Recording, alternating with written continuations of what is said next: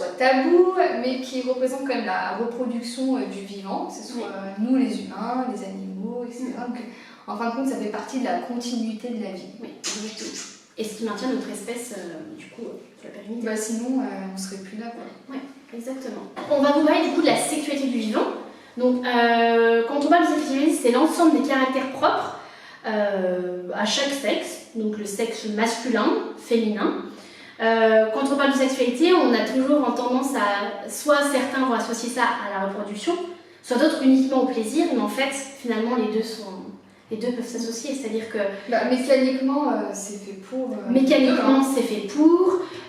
Pour les femmes, on a un organe qui est inutile, en fait, au niveau physiologique, qui n'apporte rien au niveau propriété, c'est-à-dire organique, c'est-à-dire il n'a pas de fonction. Par contre, la seule fonction qu'il a, le clitoris, c'est le plaisir pour les femmes. Donc on est plutôt, désolé pour les hommes, avantagés sur ce côté-là, parce que c'est la seule zone qui, nous, n'a pas forcément d'autres fonctions que le plaisir. Du coup, donc ça, c'est important aussi de mettre ça en avant, c'est que là, pour le coup, c'est quelque chose qui a été vraiment formé pour ça. Surtout que dans les cours anatomiques, quand j'étais en école primaire ou collège, c'est vrai que le clitoris, on passe un peu à côté. Et... c'est un peu un tabou, on dirait, mais bon, ça change, hein, parce que maintenant, on en parle assez facilement. Après, voilà, donc il y a vraiment deux visions, il y a et la reproduction, le plaisir, mais les deux s'associent.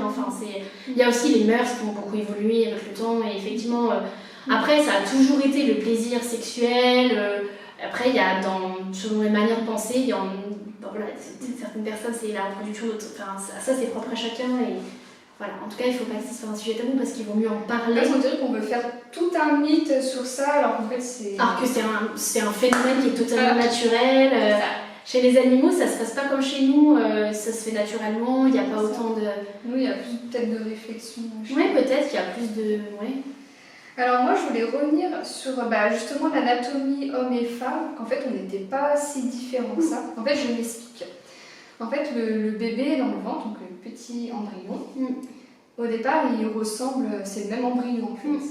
Après avec tout ce qui est chromosomes, etc., les hormones, etc., là le petit garçon va se développer, la petite fille va se développer. Et en fin de compte, en fait, le renfoncement de la femme, en fait, ça représente la partie du pénis de l'homme. Et tous les testicules de l'homme, c'est en fait les ovaires de la femme. C'est ça, tout inversé. Donc voilà, comme quoi on dit les hommes sont comme ça, les femmes sont comme ça, mais en fin de compte, c'est une même mécanique qui est pensée différemment. Exactement. Pour qu'on puisse se matcher et faire des bébés. Oui, c'est quand même bien. Non, mais en tout cas, c'est bien fait. Oui, c'est ça. La nature est quand même bien faite. Tout le corps humain est bien fait et bien pensé. Oui, complètement. Voilà pour l'anatomie. Alors, les petits conseils. Voici les vidéos de rappel. Alors, je commence. Vas-y, commence. Alors, moi je trouve que ce qui est important au milieu de la sexualité, c'est d'en parler. Notamment pour les adolescents et peut-être les ados, les adultes, les jeunes adultes, de sensibiliser. J'allais dire exactement ce conseil.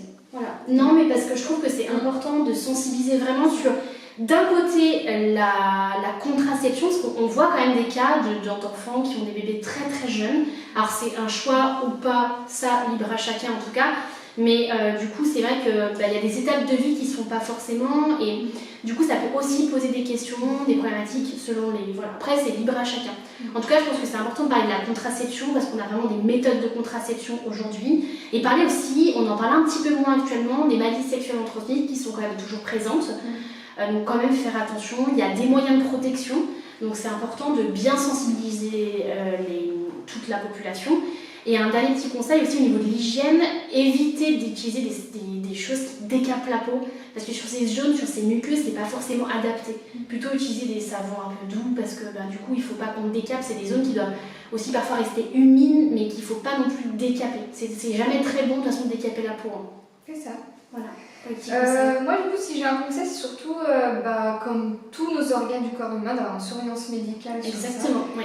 Quand on a des douleurs, donc pendant le rapport ou hors rapport, il faut bien les signaler, enfin bien les repérer d'où ça vient. Exactement. Et pas hésiter à consulter. Et pareil, tout ce qui est accès psychologique, c'est pas mal. Maintenant, il y a des sexologues. Il y a les planiers familiaux aussi. Psychologues aussi. Voilà, Si vous pensez que vous avez des pensées un peu... que vous ne comprenez pas votre schéma de pensée vis-à-vis de ça, forcément que de parler à vos parents, c'est difficile. Parler à vos amis, souvent, ils y connaissent pas forcément. Mais au moins, parler avec un professionnel, ça peut vous aider, mettre des mots sur ce que vous vivez.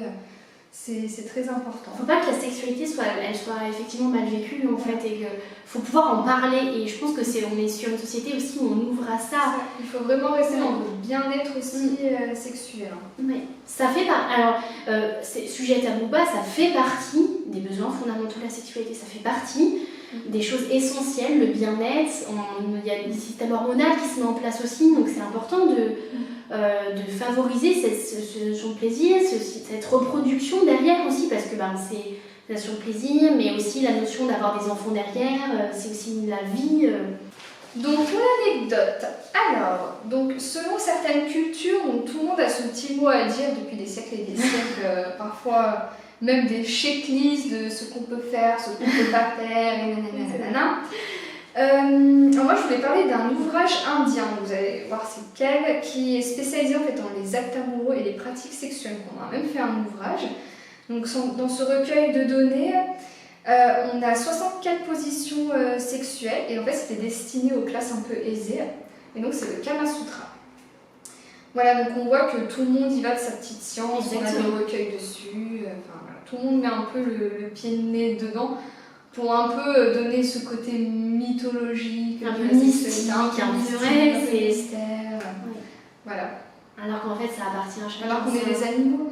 Non, mais c'est pareil. Non, mais en plus, c'est individuel. Non, mais c'est vrai, en plus, je suis d'accord. Et puis, on fonctionne pas tous pareil. C'est aussi bien de savoir comment on fonctionne. Le plus important, c'est d'être bien en soi. C'est ça, d'être bien avec soi-même, d'être bien dans son corps. Déjà, je pense qu'on accède pas mal de choses à jouer pour l'approche avec un autre. Exactement. Donc voilà, pour l'anecdote. Voilà pour cette petite vidéo. Tu voulais dire quelque chose, oui. Passez un bel été. N'oubliez pas la capote de la décapotable. Voilà. Et voilà, si vous avez envie de faire des bébés, allez-y. Voilà. Vous nous envoyez des. Non, pas des. Ah là là, ça va être bêtisier. Oh, Lydie. Tu m'as regardé. Vous nous envoyez les photos? Non, en fait. Non. Tu sais, quand on voit quand les bébés ils naissent là. Ah, les faire part de naissance. Voilà, vous nous envoyez les faire part de naissance. Je me suis dit, en plus, c'était ça. Oui, vous nous envoyez. Ah oui, une photo. Vous n'envoyez pas vos photos.